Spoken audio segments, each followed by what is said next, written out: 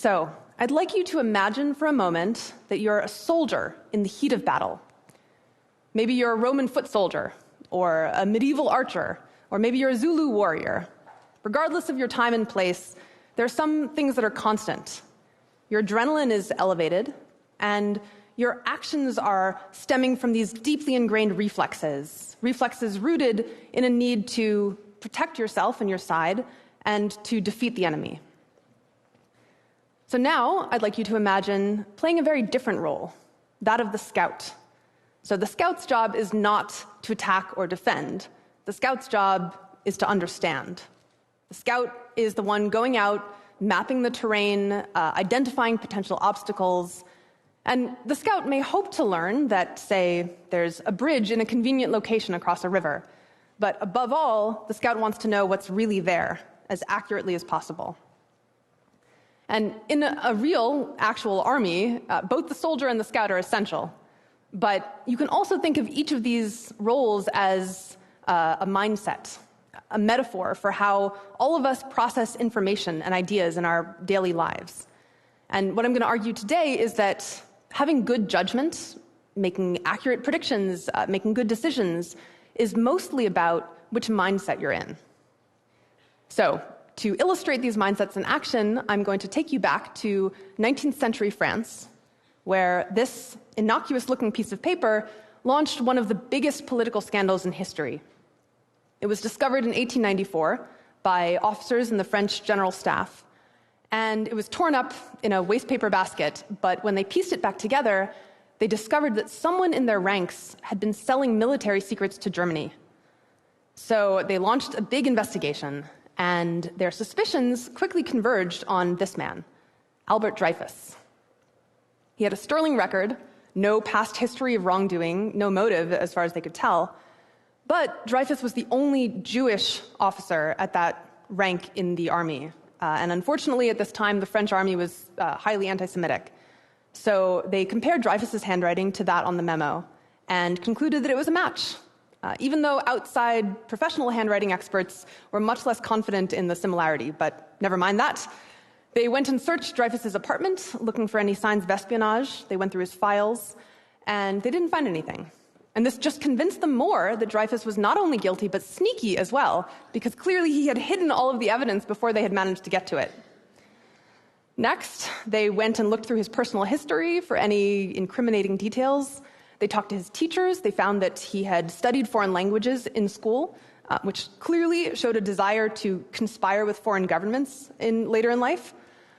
His teachers also said that Dreyfus had a good memory, known for having a good memory, which was highly suspicious, right? Because a spy has to remember a lot of things. So the case went to trial, and Dreyfus was found guilty. And afterwards, they took him out into this public square and ritualistically tore his insignia from his uniform and broke his sword in two. This was called the degradation of Dreyfus. And they sentenced him to life imprisonment on the aptly named Devil's Island, which is this barren rock off the coast of South America. So there he went, and there he spent his days alone, writing letters and letters to the French government, begging them to reopen his case so they could discover his innocence. But for the most part, France considered the matter closed. So one thing that's really interesting to me about the Dreyfus affair is this question of why the officers were so convinced that Dreyfus was guilty. I mean, you might even assume that they were setting him up, that they were intentionally framing him, but historians don't think that's what happened. As far as we can tell, the officers genuinely believed that the case against Dreyfus was strong, which, makes you wonder, what does it say about the human mind that we can find such paltry evidence to be compelling enough to convict a man? Well, this is a case of what scientists call motivated reasoning. It's this phenomenon in which our unconscious motivations, our desires and fears, shape the way we interpret information. So some information, some ideas feel like our allies, and we want them to win. We want to defend them. And other information or ideas are the enemy, and we want to shoot them down. So this is why I call motivated reasoning soldier mindset.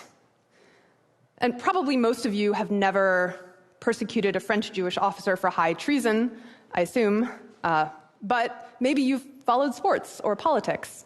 So you might have noticed that when the referee judges that your team committed a foul, for example, you're highly motivated to find reasons why he's wrong.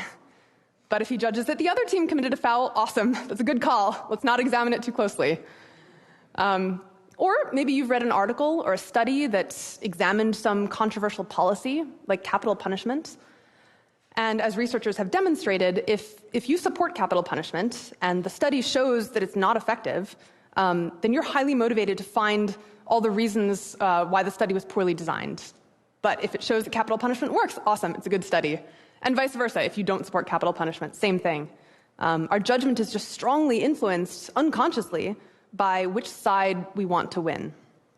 And this is ubiquitous. This shapes how we think about our health, our relationships, how we decide how to vote, what we consider fair or ethical.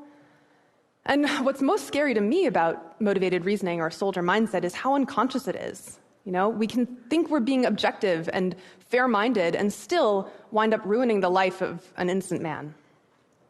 However, fortunately for Dreyfus, his story is not over. This is Colonel Picquart. He is another high-ranking officer in the French army. And like most people, he assumed Dreyfus was guilty. Also, like most people in the army, he was at least casually anti-Semitic. But at a certain point, Picquart began to suspect, what if we were all wrong about Dreyfus? And what happened was that he had discovered evidence that the spying for Germany had continued even after Dreyfus was in prison. And he had also discovered that another officer in the army had handwriting that perfectly matched the memo, much closer than Dreyfus's handwriting. So he brought these discoveries to his superiors, but to his dismay, they either didn't care or came up with elaborate rationalizations to explain his findings, like, all you've really shown, Picquart, is that there's another spy who learned how to mimic Dreyfus's handwriting, and he picked up the torch of spying after Dreyfus left. But Dreyfus is still guilty. Eventually, Picquart managed to get Dreyfus exonerated, but it took him 10 years, and for part of that time, he himself was in prison for the crime of disloyalty to the army. So, a lot of people feel like Picquart can't really be the hero of this story because he was an anti-Semite, and that's bad, which I agree with. But personally, for me, the fact that Picquart was anti-Semitic actually makes his actions more admirable, because he had the same prejudices, the same reasons to be biased as his fellow officers, but his motivation to find the truth and uphold it just trumped all of that. So to me, Picquart is a poster child for what I call scout mindset. It's the drive not to make one idea win or another lose, but just to see what's really there as honestly and accurately as you can, even if it's not pretty or convenient or pleasant. And this mindset is what I'm personally passionate about, and what I've spent the last few years examining and trying to figure out what causes scout mindset. Why are some people, sometimes at least, able to cut through their own prejudices and biases and motivations and just try to see the facts and the evidence as objectively as they can? And the answer is emotional. So just as soldier mindset is rooted in emotions like defensiveness or tribalism, scout mindset is too. It's just rooted in different emotions. So for example, scouts are curious. They're more likely to say that they feel pleasure when they learn new information or an itch to solve a puzzle. They're more likely to feel intrigued when they encounter something that contradicts their expectations. Scouts also have different values. They're more likely to say that they think it's virtuous to test your own beliefs, and they're less likely to say that someone who changes his mind seems weak. And above all, scouts are grounded, which means that their self-worth as a person isn't tied to how right or wrong they are about any particular topic. So, they can believe that capital punishment works, and if studies come out showing that it doesn't, they can say, looks like I might be wrong. Doesn't mean I'm bad or stupid, So these traits, this cluster of traits, is what researchers have found, and I've also found anecdotally, predicts good judgment. And the key takeaway I want to leave you with about those traits is that they're primarily not about how smart you are or about how much you know. In fact, they don't correlate very much with IQ at all. They're about how you feel. So there's a quote that I keep coming back to by Saint-Exupéry. He's the author of The Little Prince. And he said, if you want to build a ship, don't drum up your men to collect wood and give orders and distribute the work. Instead, teach them to yearn for the vast and endless sea. In other words, I claim, if we want to really improve our judgment as individuals and as societies, what we need most is not more instruction in logic or rhetoric or probability or economics, even though those things are quite valuable. But what we most need to use those principles well is scout mindset. We need to change the way we feel. We need to learn how to feel proud instead of ashamed when we notice we might have been wrong about something. We need to learn how to feel intrigued instead of defensive when we encounter some information that contradicts our beliefs.